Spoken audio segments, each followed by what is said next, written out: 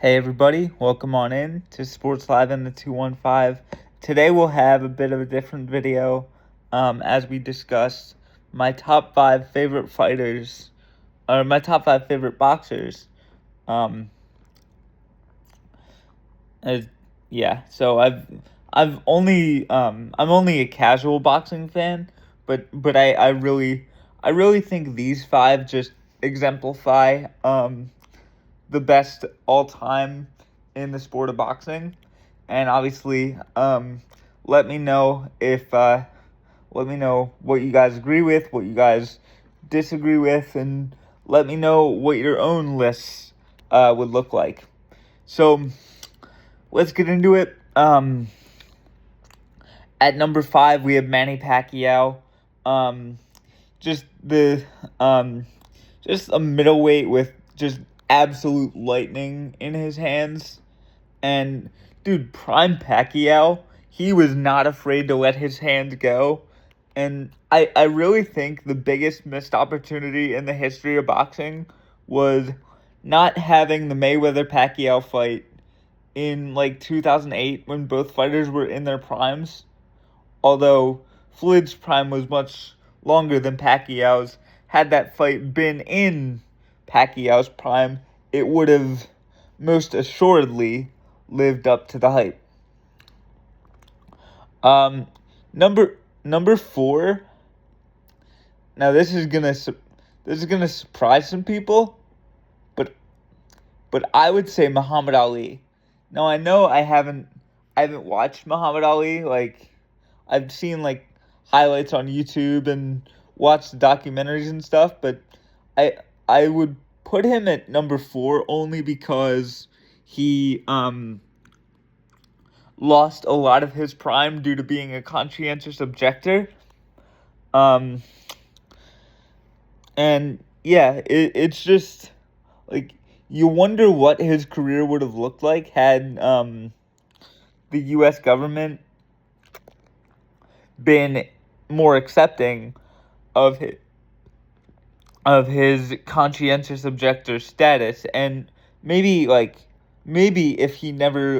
um if he never loses his prime, maybe after his career he becomes sort of like a promoter slash advisor to Mike Tyson. And that's actually something I saw in the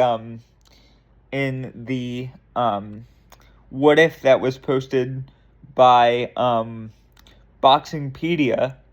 I believe the guy that runs that channel, his name is Charles Jackson.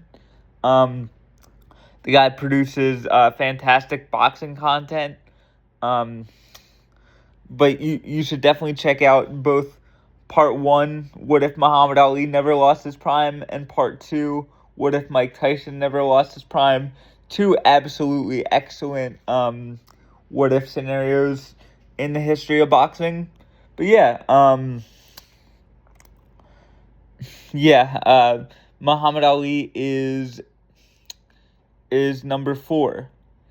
Number 3, we have our first Philadelphia entry on the list, Smokin' Joe Frazier. I mean, this guy just had absolute freaking like forget lightning in his hand. He had lightning and thunder, and freaking monsoons, avalanches, all in his right hand. So or his right and left, but his right was dominant.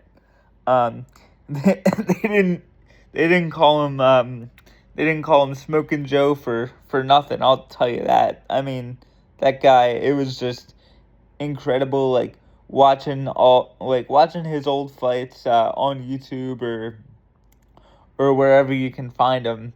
I would certainly recommend. Obviously, his rivalry with Muhammad Ali, just second to none.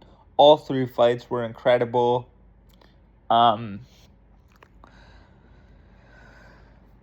And yeah, and so number 3 is former heavyweight champion of the world, Smokin' Joe Frazier. And number 2, this is gonna surprise a lot of people. Pretty boy Pretty Boy / Money Floyd Mayweather.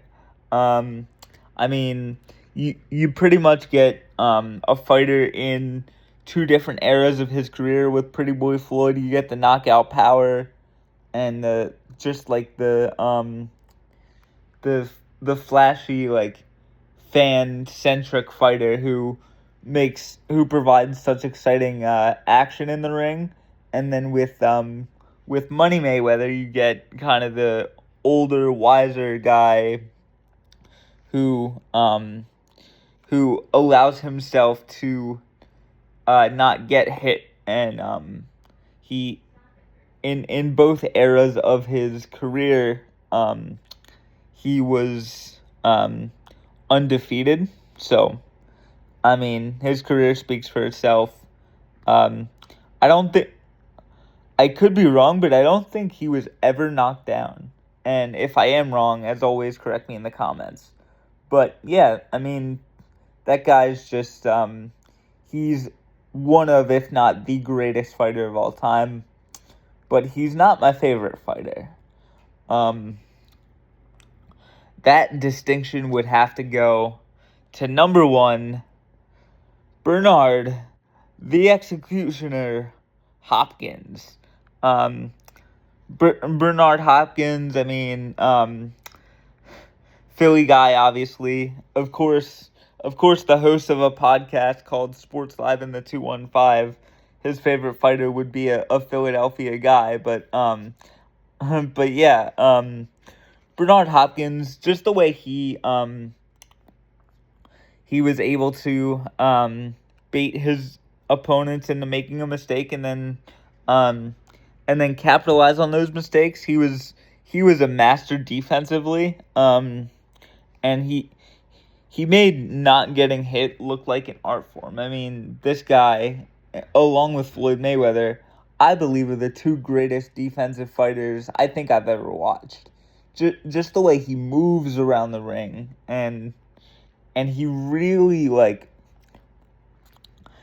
did a tremendous job at making his opponents chase him and really make his opponent. He made his opponents think so much that they a lot of times they weren't focused on him toward the end of the fight. They were their mind was in shambles because they were thinking, what's he gonna do, rather than or how's he defending, how's he trying to defend my punches, rather than what can I do to to hit this guy. That's what makes Bernard just so good at that's what made him so good at not being able to get hit. And unfortunately, I watched his last fight against Joe Smith, where he got knocked out of the ring, and it just showed that Bernard had lost a step. Because if that was Bernard from even a year or so earlier, he would have been moving around the ring and really making Smith think. But at that point in his career, he was just old, and that happens to every fighter, that happens to every athlete. But it was just really sad to watch, especially since he was my favorite fighter, and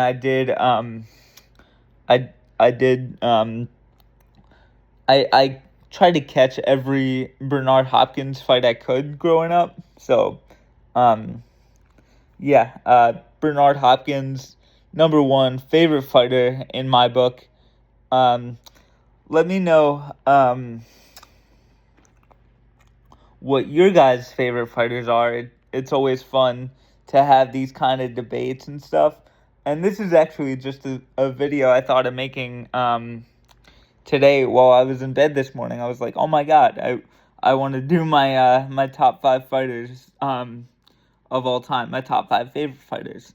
So let me know who your guys' top 5 favorite fighters are, and thank you guys for watching this. And as always, Ding ding.